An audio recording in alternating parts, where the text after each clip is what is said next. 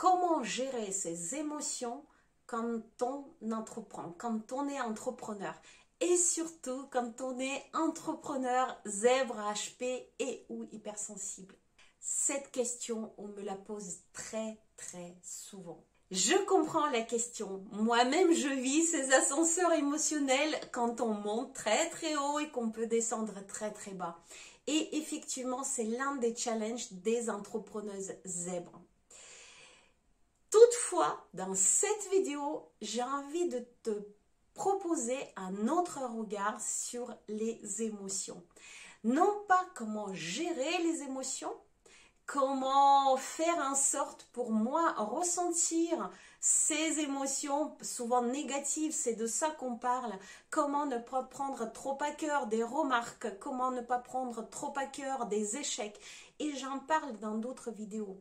Dans cette vidéo, ce que je te propose, c'est de réfléchir et plutôt je vais te donner des outils, des éléments, comment utiliser tes émotions, tes ressentis, comment utiliser aussi ton intuition dans ton entreprise, surtout si tu es entrepreneur atypique. Mais avant de passer aux choses sérieuses, comme c'est de coutume, je t'invite à t'abonner à ma chaîne, à cliquer sur la cloche pour activer les notifications et ne rien louper. Je parle très souvent des émotions, je parle de la marque personnelle, les émotions en font partie. Un de mes sujets, c'est aussi comment on peut créer des liens et aussi vendre nos services grâce à nos émotions. Tout cet élément émotion, ressenti, intuition fait partie de mes dadas et tu trouveras d'autres vidéos déjà sur la chaîne ou dans le futur. Qu'est-ce qu'on peut faire avec les émotions, les ressentis, notre intuition quand on est entrepreneur? En tant que coach pour les entrepreneurs qui accompagne au quotidien les entrepreneurs déjà installés, je constate que très peu de formations prennent en compte les émotions, les ressentis, l'intuition. On n'en parle absolument pas. On n'en parle nulle part. Prenez n'importe quelle formation à la création d'entreprise, n'importe quel organisme, on va vous parler de business plan, de la viabilité du projet, de l'étude de marché, de la concurrence, des différents calculs, de plans de communication, si c'est une formation qui va un peu au-delà de juste la création, mais on ne va pas vous parler du quotidien de l'entrepreneur, on ne va pas vous parler des émotions, on ne va pas vous parler, on ne va pas toucher ces éléments du tout. Qu'est-ce qui arrive quand on n'utilise pas nos émotions, quand on se coupe de toute cette partie-là? Eh bien, il arrive qu'on entreprend depuis peut-être 6 mois, 1 an, 2 ans, et on se retrouve avec une entreprise qui n'est pas la nôtre. On se retrouve avec une entreprise qui ne nous ressemble pas. C'est une vraie machine de guerre. Elle peut être fonctionnelle, tout peut marcher et même on peut déjà commencer à avoir du chiffre, mais on peut se retrouver dans une situation où on se rend compte qu'on a créé quelque chose, on était pourtant bien à la source de cette création, mais ce quelque chose est en carton, est en plastique et ne nous ressemble pas. C'est pas quelque chose qui est aligné avec qui on est, avec ce qu'on avait envie de créer. Et c'est là où arrive souvent le burn-out d'entrepreneurs. Parfois, au bout de 3 ans, les personnes, surtout qui ont le profil zèbre, HP hypersensible, se retrouvent dans l'impossibilité de continuer leur activité. Et parmi mes clients, il y en a énormément qui se posent des questions au bout d'un certain temps, souvent après la première année. Qu'est-ce qui cloche? Qu'est-ce qui se passe? Je ne me sens pas en énergie. Je ne me sens pas dans le plaisir que j'avais tout au début. Quelque chose ne va pas. Et c'est là où on commence à se rendre compte que toute cette partie, les émotions, les ressentis, l'intuition, n'étaient absolument pas prises en compte ni mises à profit dans le projet. Ce n'est pas non plus un secret que dans notre société, le cérébral, l'intellectuel est beaucoup plus mis en valeur, mis en avant, privilégié. Aucun parent, ou très rares parents, vont dire à leurs enfants « Écoute ton cœur, tes ressentis, qu'est-ce que ça te dit ?» Ce que les parents vont dire à leur enfant, Ils vont dire réfléchis, pense à quelque chose. Parce que c'est le côté intellectuel des choses qui est privilégié. Dans la société occidentale, l'approche cartésienne est beaucoup plus mise en valeur. C'est l'approche qui nous est aussi enseignée quand on est petit, à l'école, à l'université, etc. et dans presque toutes les entreprises. Montrez-moi une entreprise où on fonctionne à l'émotion, à l'émotionnel, où on fonctionne grâce à l'intuition. Certes, il y a à la tête des grandes entreprises, il y a des personnes qui sont des visionnaires. Il y a des personnes qui ont cette approche-là. Mais dans le fonctionnement normal de l'entreprise, c'est quelque chose qui n'est pas forcément admis. Et pourtant, c'est comme si on voulait avancer dans une voiture avec le GPS uniquement qui nous montre la route, voire uniquement avec la carte routière sans notre tableau de bord. Le GPS nous montre le chemin, certes, mais si on ne sait pas à quelle vitesse on va, si on ne sait pas s'il y a suffisamment de gasoil dans le réservoir, si on ne sait pas quels sont les événements à l'extérieur, par exemple le vent ou la tempête, on peut ne pas arriver au bon port. Et c'est ce qui se passe quand on entreprend uniquement de façon cérébrale, sans prendre en compte nos ressentis, nos émotions et notre intuition. C'est un tableau de bord le plus juste. Pourquoi c'est un tableau de bord aussi juste et pourquoi il est important de prendre en compte tous ces éléments? D'une part, parce que quand on est zèbre HP hypersensible, c'est quelque chose qu'on possède en propre. Ça fait partie de nos talents. Ça fait partie du package.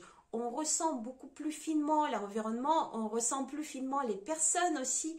On capte des éléments qui sont absolument nécessaires pour qu'on puisse se réaligner, pour qu'on puisse prendre des décisions, pour qu'on puisse avancer de façon plus juste pour nous et aussi en fonction de l'environnement qui nous entoure. Ça d'une part. Et d'autre part, on sait que les ressentis sont primaires. Les pensées sont secondaires. C'est-à-dire que grâce aux ressentis, grâce à l'intuition aussi, on peut avoir des informations plus vite, on peut les avoir de façon beaucoup plus directe, presque immédiatement, quand on parle par exemple de l'intuition, ou des émotions qui arrivent là directement, qui s'imposent à nous. Ce sont des éléments qui arrivent directement, qu'on peut percevoir directement. Ce sont des messages directs, tandis que notre réflexion, ça cogite, ça tourne, il faut les écrire, etc. C'est beaucoup, beaucoup moins direct. Et le temps que la pensée nous arrive, qu'on prend conscience de cette pensée, il peut passer beaucoup de temps.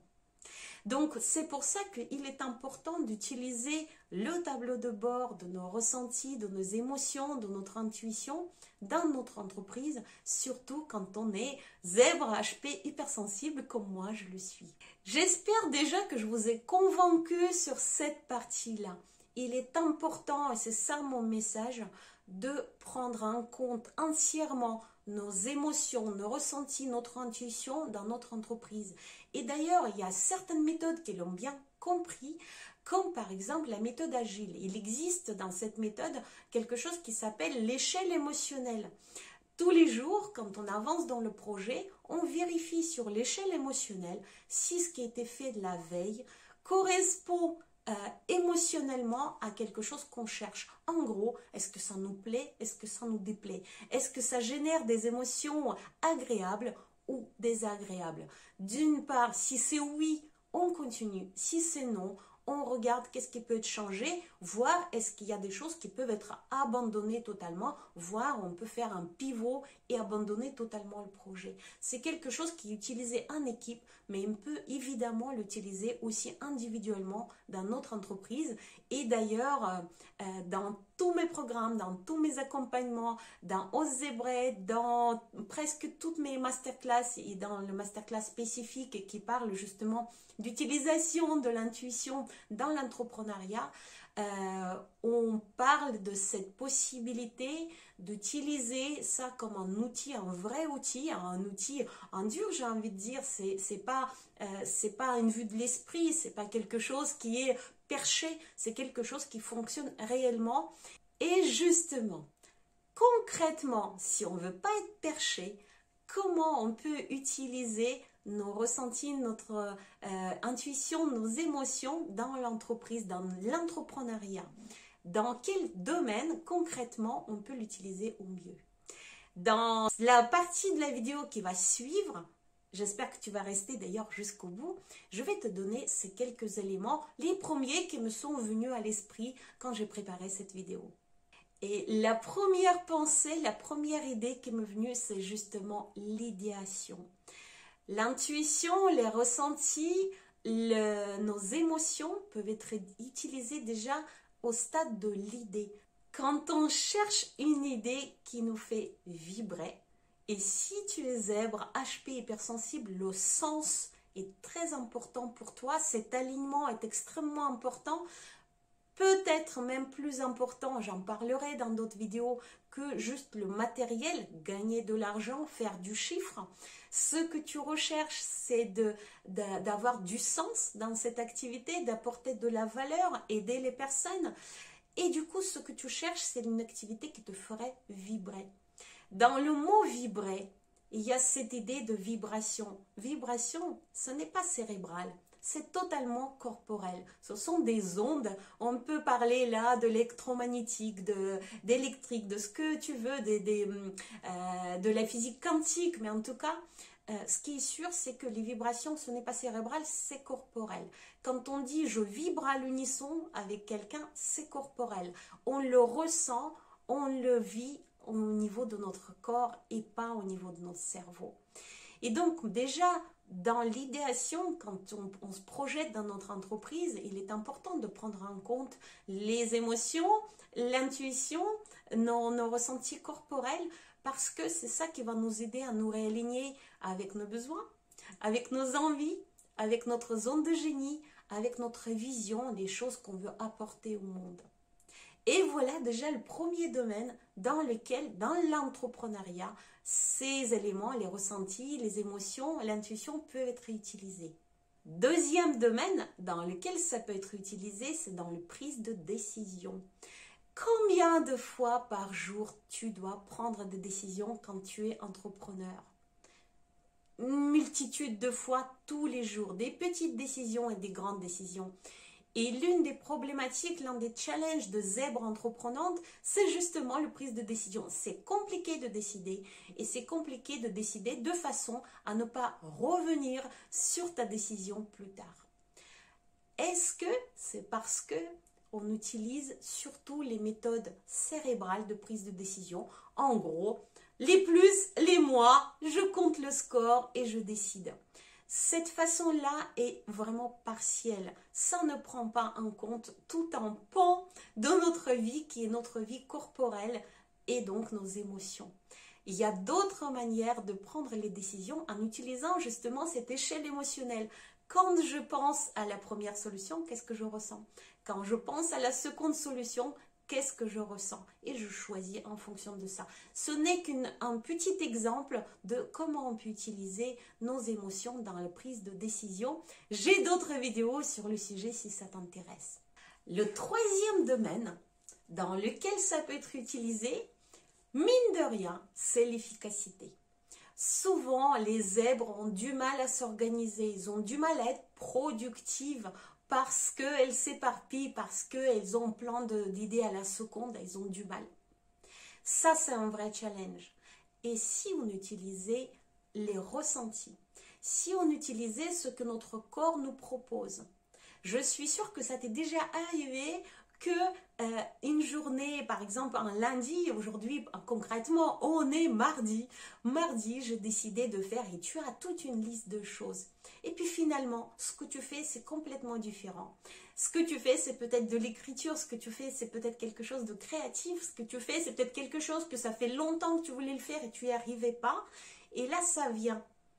Et tu es dans le flow, tu oublies le temps qui passe, tu es entièrement, complètement productive et tu t'étonnes à la fin de la journée à quel point cette journée t'a avancé, à quel point tu as fait des choses que tu n'arrivais pas à faire pendant plusieurs jours, semaines, voire mois. Est-ce que ça t'est déjà arrivé? Ça, c'est quelque chose de corporel. C'est juste que si ça t'arrive, tu as fait confiance à ton intuition, tu as fait confiance à tes ressentis, t'es fait confiance et tu les as suivis et tu es productif quand tu le suis. C'est juste un exemple de comment on peut utiliser les émotions, les ressentis, notre corps qui nous donne des éléments pour être aussi plus productif dans notre vie d'entrepreneur. Et le quatrième et dernier domaine que j'ai envie de t'évoquer dans cette vidéo, c'est la création des liens. Parfois, il t'arrive de sentir les personnes, de te sentir bien avec, de sentir les mêmes vibrations, de te dire on est sur la même longueur d'onde, on parle encore d'onde. Et puis parfois ça ne passe pas, la communication ne passe pas, ce ne sont pas tes personnes, ce ne sont pas les personnes avec qui tu te sens bien, il n'y a rien qui se fait. Où est-ce que l'entrepreneur doit créer ce partenariat? Dans quel cas? Qui il doit prendre dans l'équipe? Avec qui il a envie de travailler? J'espère que toi, dans ce cas précis, tu fais déjà confiance à tes ressentis et que tu ne travailles qu'avec des personnes avec qui tu vibres ensemble, avec qui tu le sens, avec qui tu as envie de créer des projets. Parce que si tu te forces et que tu dis oui, or tu as envie de dire non, tu en fait te coupes de tout un pan d'opportunités parce que notre temps n'est pas extensible, parce que les opportunités passent et que tu ne peux pas tout saisir. Et il y a un autre aspect de cette création de liens qui est lié bien sûr à l'émotionnel, c'est aussi la création de liens avec nos prospects et nos clients. Si tu veux vendre tes services, si tu veux que ça donne des résultats, si tu veux attirer à toi les personnes qui sont bien à toi, qui sont bien tes clients, il est important que tu utilises tes émotions, que tu utilises ce langage émotionnel pour créer le lien et pour faire passer tes messages. Voilà de quoi j'avais envie de te parler. On est parti avec toi de la gestion des émotions et on est arrivé à l'utilisation bénéfice des émotions, des ressentis, de l'intuition dans ton entreprise, surtout si tu es comme moi, entrepreneur zèbre HP hypersensible. J'espère que cette vidéo t'a plu, j'espère qu'elle t'apporte des réponses, peut-être à un autre regard en ce qui concerne ton package et en particulier ton émotivité, ton intuition, tes ressentis forts, cet ascenseur émotionnel que tu peux vivre au quotidien. Si c'est le cas, un commentaire, qu'est-ce que tu en penses? Comment tu le vis? Ça m'intéresse. Si tu penses qu'il y a des personnes autour de toi qui ont besoin d'entendre ça, n'hésite pas aussi à partager cette vidéo.